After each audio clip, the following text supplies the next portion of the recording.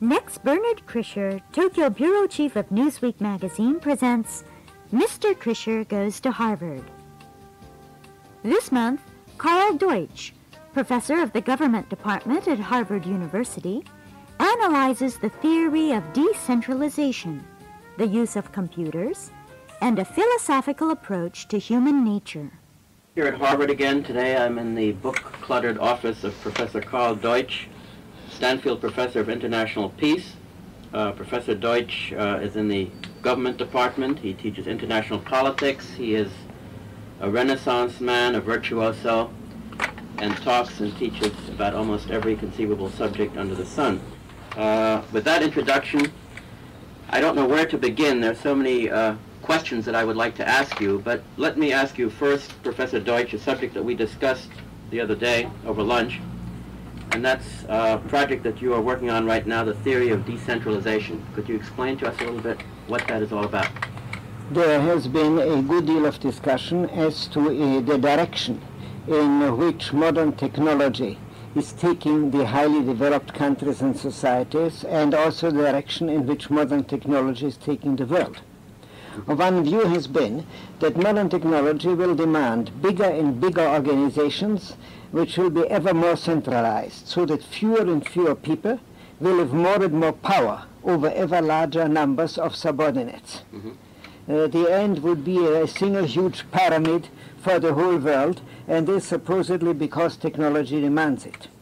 An example would be an article by Albert Wohlstetter some years ago saying that distance had disappeared in the world as an important factor because the United States could airlift soldiers within 48 hours from America to Vietnam. Since then it has turned out that the situation there was more complicated than this simple calculation would have suggested.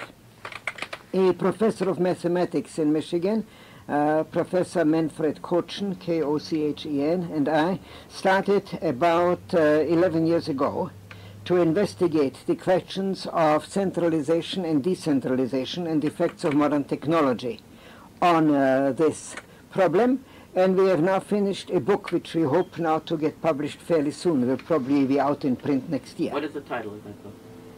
Decentralization Toward a Rational Theory. Could you give us an example, a simple example perhaps, and a complicated example? Good. Let's begin with a simple one. The first question is, what do we mean by decentralization? It turns out it means several different things. It means first how many service points or outlets an organization should have. Should there be 1 office windows or 10 office windows?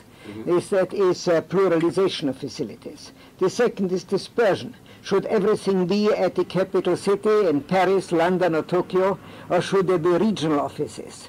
And if so, how widely dispersed should the regional offices be? A third question would be whether there should be feedback. That is, should there be a decision from above and the clients should be told what they get? Or should there be a request from the client or an inquiry from the government, then a response, and after several negotiating cycles, should one then agree what it is that the two parties, the service agency and the client, really are trying to do? The more of these rounds, these feedback cycles you have, the more they will multiply the effect of distance. There are other questions. One is, should we have levels of hierarchy? And if so, should the organization be very steep so that there are many levels on top of each other, or should it be very fairly flat so that there are only 3 or 4 levels or 2 levels, but not many more? If I can interrupt for a moment, what organizations today would you say are antiquated given distance and so on, which has overtaken us? Well, I should put it rather this way. We begin by asking the question, what is it we are trying to design for? And we said we are thinking of a client-centered service system. That is a system that serves not primarily the convenience of the agency, but that serves the whole community. So you take into account, what does it cost to provide the service? What is the probable quality of the service? But also, what does it cost the client to wait for a long time for service, or to have to go through long distances? So both waiting times, delays, and long transport costs and distance costs should be minimized if possible. The net approach then is a cost-benefit analysis from the viewpoint of the sponsor, That's usually either a private firm or the community that pays for the service. Let us assume people would like to borrow books from a lending library. Imagine the United States where a single strip, 3,000 miles wide from east to west, from Boston to San Francisco, and for the moment we neglect the north-south dimension. We treat the United States as a one-dimensional strip.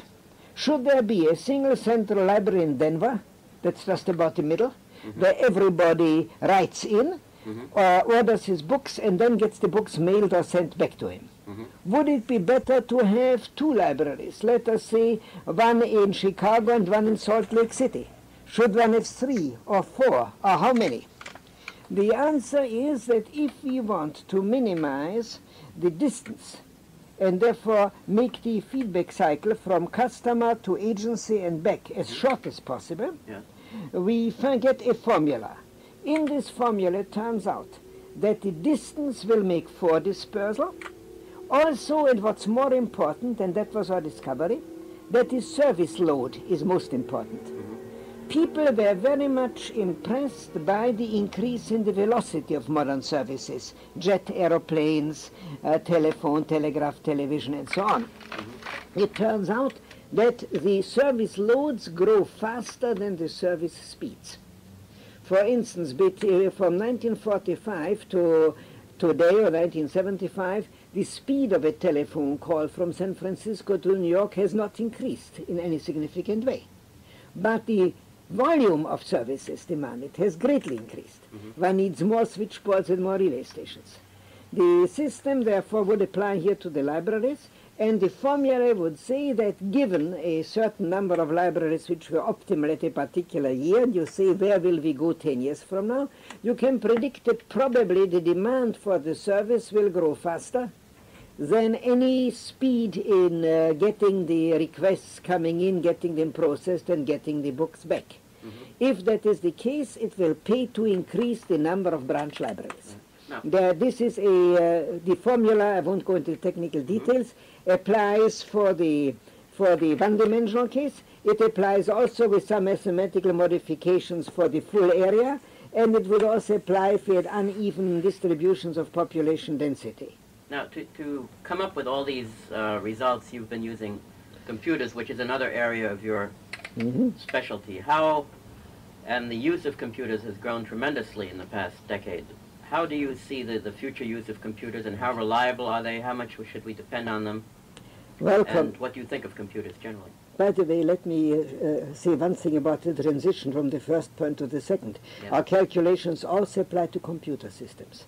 Should one have one central computer, which everybody is trying to reach, if necessary, waiting in a queue till it can come in, or should you give different research groups or different university departments or research institutes their own computers? Again, it turns out that if the loads grow faster, it may pay, and if the computer installations do not go up too much in cost, it will pay to decentralize. The net result of our whole calculations are that modern technology will lead us toward a future of decentralization more than centralization. George Orwell was wrong. A computer is not stupid by nature, not clever by nature. It's just more or less obedient. The stupid use of computers comes from people. You can give a computer instructions which either are stupid to begin with, or though they look clever, have stupid implications.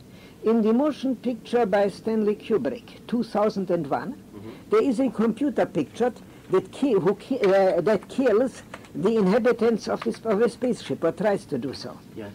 The instructions which were given to the computer were to keep secrets from the inhabitants of the spaceship, the crew.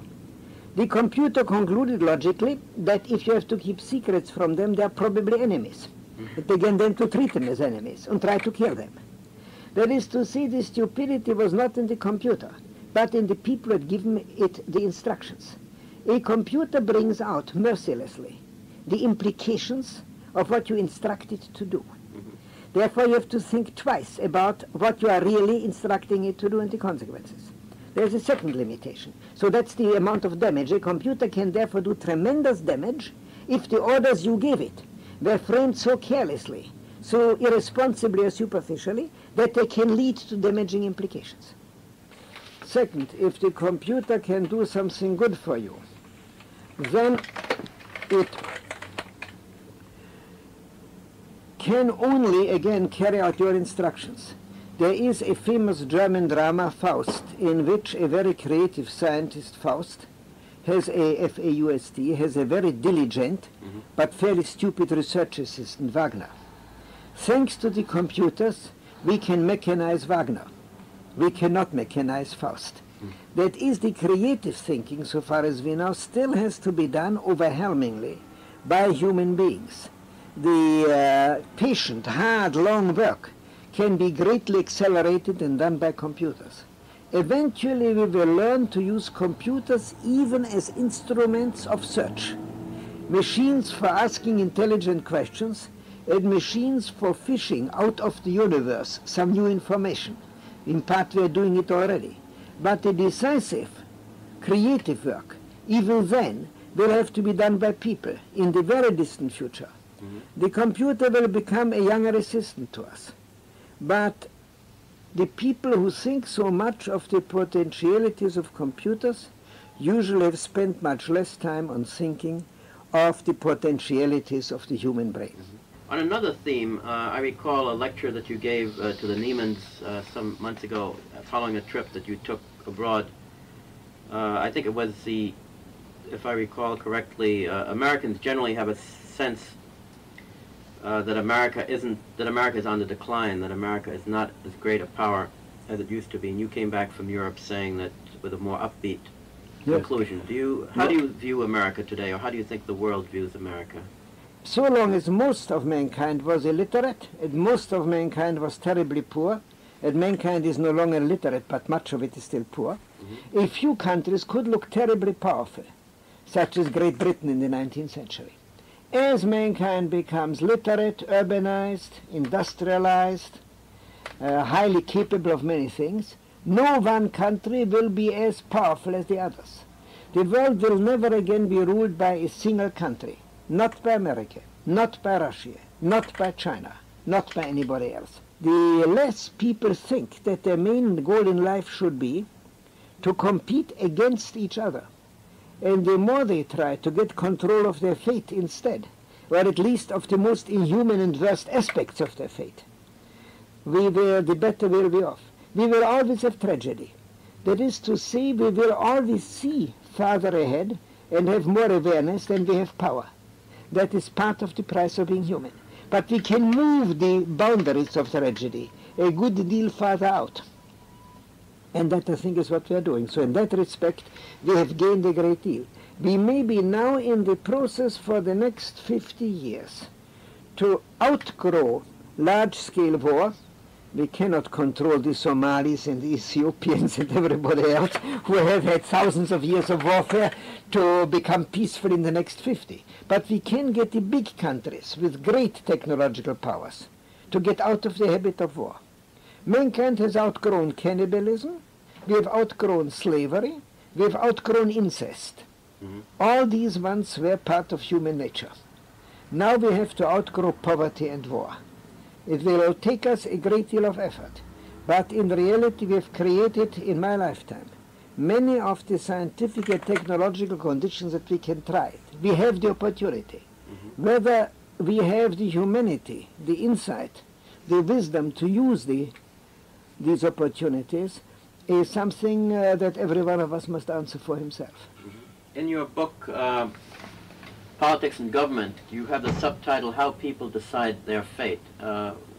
Just briefly, how do people decide their fate, and how much freedom does an individual still have in this complicated world to He can change participate or not, he can work with other people or not, he can decide.